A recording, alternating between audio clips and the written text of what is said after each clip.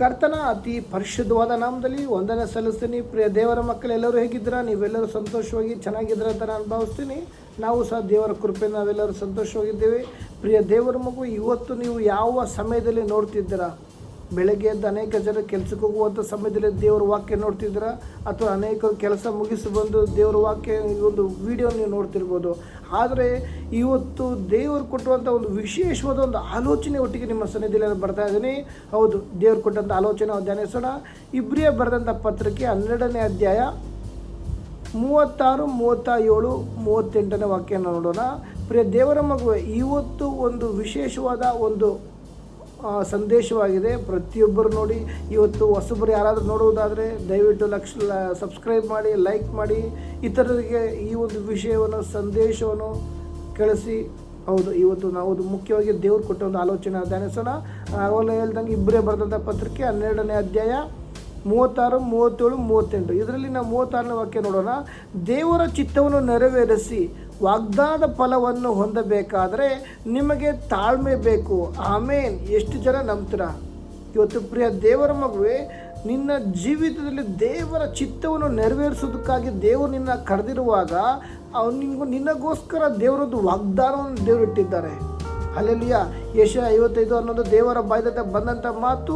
ಆತನ ಇಷ್ಟಾರ್ಥವನ್ನು ನೆರವೇರಿಸಿದ ಯಾವುದೇ ಕಾರಣಕ್ಕೂ ಹಿಂತಿರುಗಿ ಹೋಗೋದಿಲ್ಲ. ಆದರೆ ನನಗೂ ನಿನಗೂ ದೇವರು ಒಂದು ನಿತ್ಯ ಜೀವ ಇಟ್ಟಿದ್ದಾರೆ. ಹಲ್ಲೆಲೂಯ. ನಿತ್ಯ ಜೀವ ಇಟ್ಟಿದ್ದಾರೆ. ಪರಲೋಕದಲ್ಲಿ ಒಂದು ಸ್ಥಳ ಇಟ್ಟಿದ್ದಾರೆ. ಆದರೆ ಆ ಒಂದು ವಾಗ್ದಾನದ ಫಲ ಹೊಂದಬಾರ್ದಂಥ ಶತ್ರು ಅದನ್ನು ಅನೇಕ ತಡೆಗಳು ಮಾಡ್ತಾರೆ. ಅದಕ್ಕಾಗಿ ಮೊದಲು ನಿಮಗೆ ತಾಳ್ಮೆ ಬೇಕು. ಪ್ರಿಯ ದೇವರ ಮಗುವೆ, ಇವತ್ತು ಅನೇಕರು ತಾಳ್ಮೆ ಕಳ್ಕೊಂಡು ದೇವರಿಂದ ಹಿಂಜಾರಿ ಹೋಗಿದ್ದುಂಟು. ಇವತ್ತು ಅನೇಕರು ಯೇಸು ಸ್ವಾಮಿನ ತಿಳ್ಕೊಂಡು ಬೈಬಲ್ ಓದಿ ಪ್ರಾರ್ಥನೆ ಮಾಡಿ ಆರಾಧನೆ ಮಾಡಿ ದೇವರಲ್ಲಿ ಆತ್ಮಿಕ ಬೆಳೆದಿರೋರು ಇವತ್ತು ಹಿಂಜಾರಿ ಹೋಗ್ತಾ ಇದ್ದಾರೆ. ಈ ಒಂದು ಅಂತ್ಯದಲ್ಲಿ ಪ್ರಿಯ ದೇವರ ಮಗುವೆ, ನಾವಾದರೂ ದೇವರ ಸನ್ನಿಧಿಯಲ್ಲಿ ಬಲವಾಗಿ ನಿಲ್ಲಬೇಕು. ಎಷ್ಟೇ ಕಷ್ಟ ಬರ್ಬೋದು, ಎಷ್ಟೇ ಹೋರಾಟಗಳು ಬರ್ಬೋದು, ಎಷ್ಟೇ ಅಪಮಾನ ಬರ್ಬೋದು, ಎಷ್ಟೇ ನಿಂದನೆಗಳು ಬರ್ಬೋದು, ನಾವು ದೇವರ ಸನ್ನಿಧಿಯಲ್ಲಿ ಬಲವಾಗಿ ನಿಲ್ಲಬೇಕು. ಅದಕ್ಕೆ ನಿಮಗೆ ತಾಳ್ಮೆ ಬೇಕು. ಇವತ್ತು ನಾವು ತಾಳ್ಮೆಯಿಂದ ಇರುವುದೇ ಆದರೆ ಎಂಥ ಪರಿಸ್ಥಿತಿ ಬಂದರೂ ಸಹ ಅದು ನಾವು ಜಯಿಸ್ತೇವೆ. ಎಷ್ಟು ಜನ ನಂಬ್ತೀರಾ? ಹೌದು ಅನ್ನೋರೆಲ್ಲ ಆಮೇಲೆ ಟೈಪ್ ಮಾಡಿ. ಇವತ್ತು ನಿನ್ನ ಪರಿಸ್ಥಿತಿಗಳು ಏನೇ ಇರ್ಬೋದು, ದೇವರ ತಾಳ್ಮೆ ನಿನ್ನಲ್ಲಿ ಇರುವುದೇ ಆದರೆ ಆ ಪರಿಸ್ಥಿತಿಗಳ ಮಧ್ಯೆ ನನ್ನ ದೇವರು ನಡೆಸ್ತಾರೆ. ಅನೇಕರು ಅಂತಾರೆ, ಬರುವಾತನು ಇನ್ನು ಸ್ವಲ್ಪ ಕಾಲದಲ್ಲಿ ಬರುವನು. ಪ್ರಿಯ ದೇವರ ಮಗು 37ನೇ ವಾಕ್ಯ ಬರೆಯಲ್ಪಟ್ಟಿದೆ. ಬರುವಾತನು ಇನ್ನು ಸ್ವಲ್ಪ ಕಾಲದಲ್ಲಿ ಬರುವನು, ತಡ ಮಾಡುವುದಿಲ್ಲ. ಪ್ರಿಯ ದೇವರ ಮಗುವೆ, ದೇವರ ಬರುವಂಥ ಸಮಯ ಹತ್ತಿರವಾಗಿರುವಾಗ ಇವತ್ತು ನಮಗೋಸ್ಕರ ಸಿದ್ಧ ಮಾಡುವಂಥ ಆ ಒಂದು ಸ್ಥಳ, ವಾಗ್ದಾನದ ಫಲವನ್ನು ನಾವು ಎದುರು ನೋಡುವರಾಗಿರಬೇಕು. ಎಷ್ಟು ಜನ ಅಂತೀರಾ? ಮುಂದೆ ನೋಡೋಣ. ಆದರೆ ನನ್ನವರಾಗಿರುವ ನೀತಿವಂತನು ನಂಬಿಕೆಯಿಂದಲೇ ಬದುಕುವನು. ಇವತ್ತು ನೀನು ನಂಬಿದರೆ ದೇವರ ಮಹಿಮೆ ಕಾಣುವಿ. ದೇವರ ವಾಕ್ಯ ಹೇಳ್ತೆ, ನೀನು ನಂಬಿದರೆ ದೇವರ ಮಹಿಮೆ ಕಾಣುವಿ. ಮೊದಲು ತಾಳ್ಮೆ ಬರಬೇಕು, ಸೆಕೆಂಡು ನಂಬಿಕೆ ಇರಬೇಕು. ನೀನು ನಂಬುವುದಾದರೆ ದೇವರ ಮಹಿಮೆ ಕಾಣ್ತೀರಾ.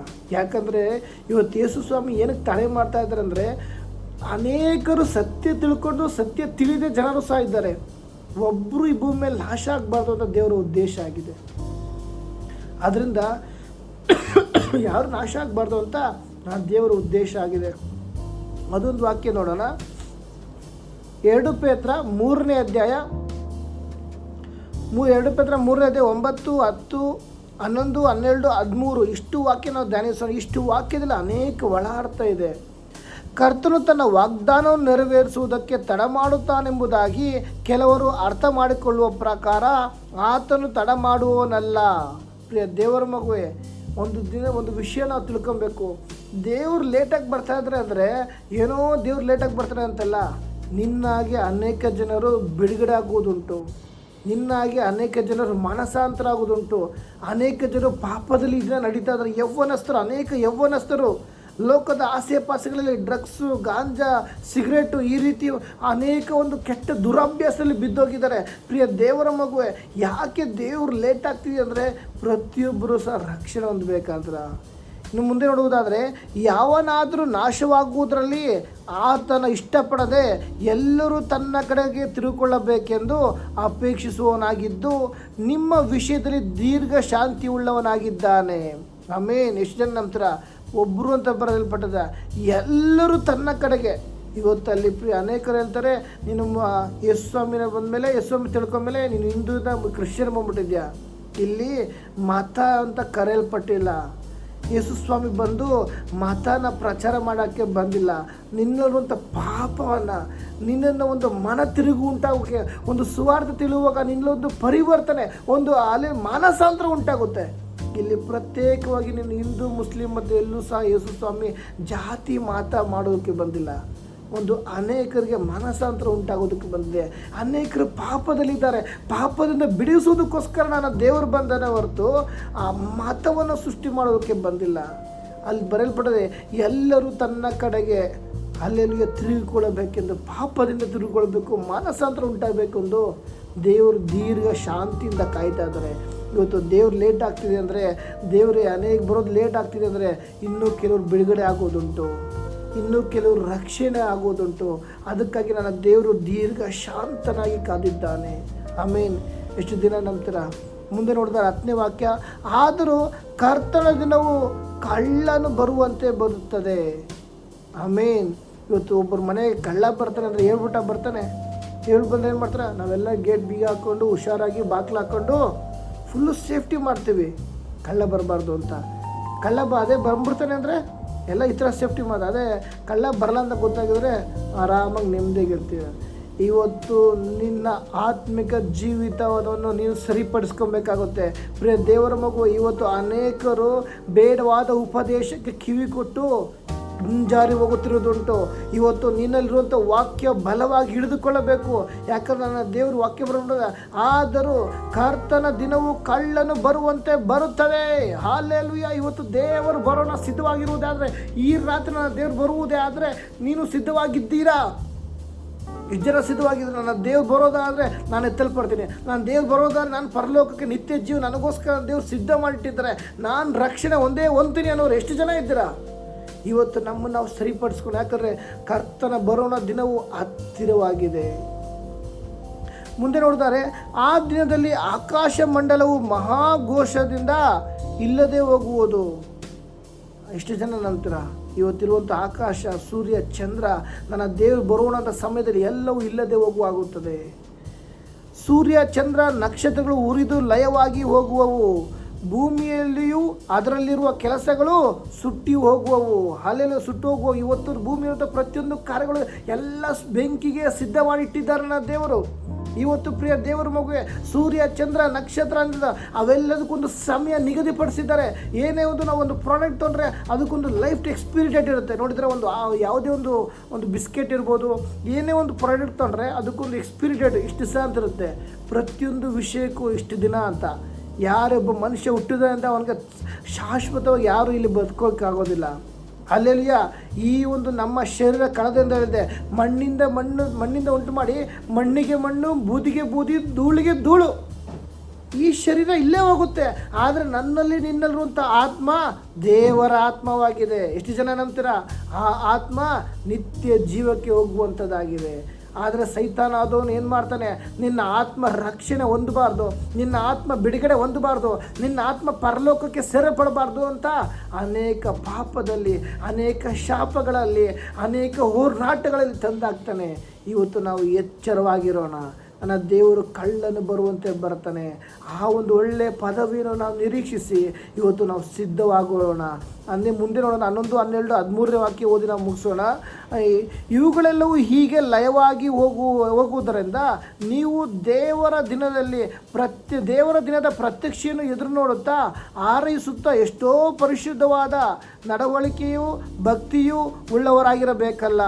ಏನಕ್ಕೆ ಲಯವಾಗುತ್ತದೆ? ಯಾವುದು ಲಯವಾಗುತ್ತದೆ? ಮೇಲ್ಗಡೆ ಓದುವಲ್ಲ 10ನೇ ವಾಕ್ಯದಲ್ಲಿ, ಸೂರ್ಯ, ಚಂದ್ರ, ನಕ್ಷತ್ರ ಇವೆಲ್ಲವೂ ಸಹ ಲಯವಾಗಿ ಹೋಗುತ್ತದೆ. ಇವತ್ತು ಸೂರ್ಯ ಎಷ್ಟು ಬೆಳಕು ಕೊಡ್ತಾ ಇದ್ದಾರೆ ಅಂದರೆ, ಒಂದು ಸಮಯದಲ್ಲಿ ನನ್ನ ದೇವ್ರು ಬರುವಾಗ ಆ ಸೂರ್ಯನು ಸಹ ಕರಗಿ ಹೋಗ್ತಾನೆ, ಚಂದ್ರನು ಸಹ ಕರಗಿ ಹೋಗ್ತಾನೆ, ಇಲ್ಲುವಂಥ ಎಲ್ಲವೂ ಸಹ ಗತಿಸಿ ಹೋಗುತ್ತದೆ. ಆದರೆ ನಿನ್ನಲ್ಲಿರುವಂಥ ಆತ್ಮ ನೂತನ ಆಕಾಶ, ನೂತನ ಮಂಡಲವನ್ನು ಎದುರು ನೋಡುವಂಥದ್ದಾಗಿದೆ. ಅದು ನಿತ್ಯ ಜೀವವಾಗಿದೆ, ಸದಾಕಾಲ ಜೀವಿಸುವಂಥದ್ದಾಗಿದೆ. ಎಷ್ಟು ಜನ ನಂಬ್ತೀರಾ? ಹಲ್ಲೆಲೂಯ. ಮುಂದೆ ನೋಡೋಣ. ಆ ದಿನದಲ್ಲಿ ಆಕಾಶ ಮಂಡಲವು ಬೆಂಕಿ ಹತ್ತಿ ಲಯವಾಗಿ ಹೋಗುವುದು. ನೋಡ್ರ, ನಾನು ಹೇಳಿದ ಪ್ರಕಾರ ಇಲ್ಲೇ ಬರೆಯಲ್ಪಟ್ಟಿದೆ. ಆ ದಿನದಲ್ಲಿ ಆಕಾಶ ಮಂಡಲವು ಬೆಂಕಿ ಹತ್ತಿ ಲಯವಾಗಿ ಹೋಗುವವು. ಸೂರ್ಯ ಚಂದ್ರ ನಕ್ಷತ್ರಗಳು ಉರಿದು ಕರಗಿ ಹೋಗುವವು. ಎಷ್ಟು ಜನ ನಂಬ್ತಾರ ಇಲ್ಲಿರುವಂಥ ಸೂರ್ಯ ಏನು ಶಾಶ್ವತವಾಗಿರುತ್ತಾ? ನಿನ್ನ ಮನೆ ಯುಟಿಲಿಟಿ ಬಿಲ್ಡಿಂಗ್ ಥರ ಕಟ್ಟಿದ್ದೀನಿ ಅಂತ ಶಾಶ್ವತವಾಗಿರುತ್ತಾ? ನೋ. ನೀನು ಎಷ್ಟೇ ಪಿಲ್ಲರ್ ಹಾಕಿರ್ಬೋದು, ಎಷ್ಟೇ ಅಡಿಪಾಯ ಹಾಕಿರ್ಬೋದು, ನನ್ನ ದೇವ್ರು ಬರೋಣ ಸಂದರ್ಭದಲ್ಲಿ ಎಲ್ಲವೂ ಕರಗಿ ಹೋಗುತ್ತದೆ. ಈ ರಾತ್ರಿ ನಿನ್ನನ್ನು ದೇವ್ರು ಕರೆಯುವುದೇ ಆದರೆ ನಿನ್ನ ಕೂಡಿಟ್ಟಂಥ ಆಸ್ತಿ, ನೀನು ಕೂಡಿಟ್ಟಿರುವಂಥ ಐಶ್ವರ್ಯ, ಮನೆ ಇವೆಲ್ಲ ಎಲ್ಲೋಗುತ್ತೆ? ಅನೇಕರು ದಿನ ದುಡ್ಡು, ಲೋಕದ ಆಸೆ, ಶರೀರದ ಆಸೆ, ಕಣ್ಣಿನ ಆಸೆ, ಬದುಕು ಬಾಳಿನ ಡಂಬ, ಈ ರೀತಿ ನಶಿಸಿ ಹೋಗುವ ವಿಷಯಗಳ ಮೇಲೆ ಹಿಂದೆ ಬಿದ್ದಿದ್ದಾರೆ. ಹಲ್ಲೆಲೂಯ. ಶಾಶ್ವತವಾದ ನಿತ್ಯ ಜೀವ ನನಗೂ ನಿನಗೂ ಇಟ್ಟಿದ್ದಾರಲ್ಲ, ಅದರ ಮೇಲೆ ಗಮನ ಕೊಡದೆ ಈ ಲೋಕದ ಆಸೆಯಲ್ಲಿ ಅನೇಕರು ಬಿದ್ದೋಗಿದ್ದಾರೆ. ಹಲ್ಲೆಲೂಯ. ಅದಕ್ಕಾಗಿ ಆ ದಿನದಲ್ಲಿ ಆಕಾಶ ಮಂಡಲವು ಬೆಂಕಿ ಎತ್ತಿ ಲಯವಾಗಿ ಹೋಗುವವು. ಮಾತ್ರವಲ್ಲದೆ ಸೂರ್ಯ ಚಂದ್ರ ನಕ್ಷತ್ರಗಳು ಉರಿದು ಕರಗಿ ಹೋಗುವವು. ಹೌದಲ್ವಾ? ದೇವರ ಬರೋಣ ಸಂದರ್ಭದಲ್ಲಿ ಆ ಒಂದು ಬೆಂಕಿಯನ್ನು ವರ್ಣಿಸುವುದಕ್ಕಾಗೋದಿಲ್ಲ. ಆದರೆ ನೋಡು, ಇಲ್ಲಿ ಮುಂದೆ ಇವಾಗಿರುವಂಥ ಪಾಯಿಂಟ್ 13ನೇ ವಾಕ್ಯ. ಇದು ನನಗೂ ನಿನಗೂ ದೇವ್ರ ವಾಕ್ಯ ಬೆಳೆದಿರೋದು. ಪ್ರತಿಯೊಬ್ಬರು ಯೇಸು ಸ್ವಾಮಿನ ನೀನು ಅಂಗೀಕರಿಸಿರುವುದೇ ಆದರೆ, ನಿನಗೋಸ್ಕರ ಈ ವಾಕ್ಯ. ನೀನು ಯೇಸು ಸ್ವಾಮಿನ ಅಂಗೀಕರಿಸಿ ಈ ಒಂದು ಸಮಯದಲ್ಲಿ ಯೇಸು ಸ್ವಾಮಿ ನೀನು ಹೊಸದಾಗಿ ನೋಡುತ್ತಿರುವುದೇ ಆದರೆ, ನೀನು ಯೇಸು ಸ್ವಾಮಿ ಅಂಗೀಕರಿಸುವುದೇ ಆದರೆ, ನಿನ್ನಲ್ಲಿದ್ದ ಆತ್ಮದು ದೇವರ ಆತ್ಮ ತಿಳಿದುಕೊಳ್ಳ್ರಿ. ನೀನು ತಿಳಿದುಕೊಳ್ಳುವುದೇ ಆದರೆ ಇವತ್ತು ನಿನಗೊಂದು ರಕ್ಷಣೆ ಉಂಟು. ಹಲ್ಲೆಲೂಯ. ಆದರೆ ನಾವು ದೇವರ ವಾಗ್ದಾನವನ್ನು ನಂಬಿ ನೂತನ ಆಕಾಶ ಮಂಡಲವನ್ನು, ನೂತನ ಭೂಮಂಡಲವನ್ನು ಎದುರು ನೋಡುತ್ತಾ ಇದ್ದೇವೆ. ಅವುಗಳಲ್ಲಿ ನೀತಿಯು ವಾಸವಾಗಿರುವು. ಇವತ್ತು ಈ ಲೋಕದಲ್ಲಿ ನೀತಿ ಎಲ್ಲಿದೆ? ಎಲ್ಲೇ ಹೋದ್ರು ಲಂಚ, ಮೋಸ. ಒಬ್ಬರು ಕಂಡ್ರೆ ಒಬ್ರಿಗಾಗಲ್ಲ, ಒಬ್ಬರು ನೋಡ್ರೆ ಒಬ್ರಿಗಾಗಲ್ಲ.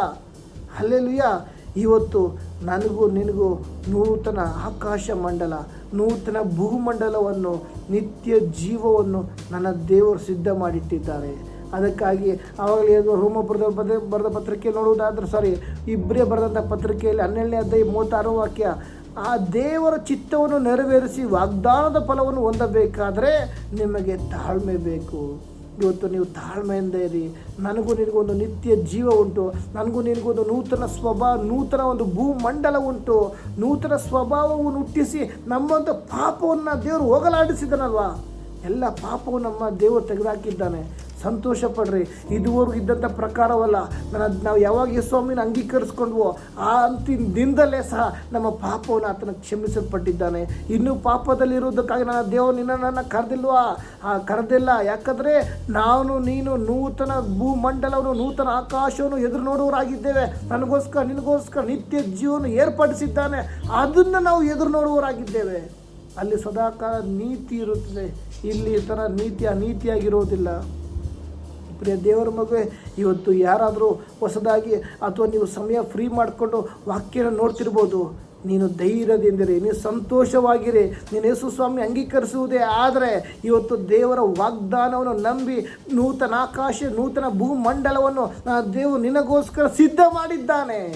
ನಿನಗೋಸ್ಕರ ಹಲ್ಲೆಲೂಯ ನಿತ್ಯ ಜೀವವನ್ನು ಹೊರಪಡಿಸಿದ್ದಾನೆ. ನಿನಗೋಸ್ಕರ ಹಲ್ಲೆಲೂಯ ನೂತನ ಸ್ವಭಾವವನ್ನು ಹುಟ್ಟಿಸಿ ನಿತ್ಯ ಜೀವನ ಕೊಟ್ಟಿದ್ದಾನಲ್ವಾ?